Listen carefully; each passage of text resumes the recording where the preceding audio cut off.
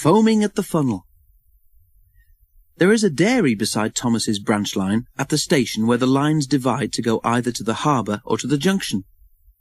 Every afternoon, special tanker wagons are pushed into the dairy siding. They are filled with milk, and Percy takes them to the junction on his first train every morning. Thomas explained this to Wilbert. "There's a hose-pipe thing which puts the milk into the tankers," he said. "They'll be ready by the time you get there for the first train."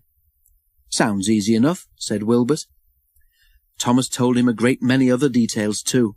Wilbert listened carefully, trying hard to remember them all. Next day he enjoyed himself.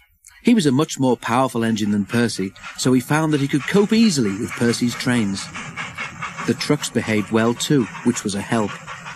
"He's strong, he is," they muttered to each other. "Don't upset him. You never know what he might do to get his own back." One day Wilbert took loaded stone trucks to the harbour.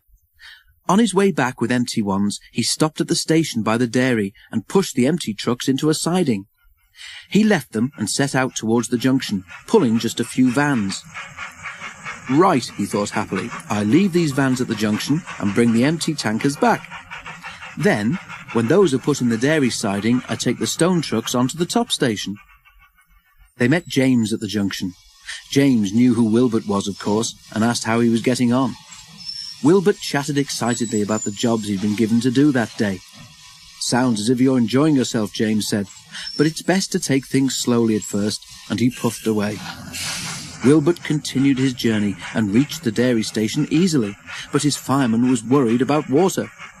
"We should have filled up at the junction," he said, "but you were busy chatting to James."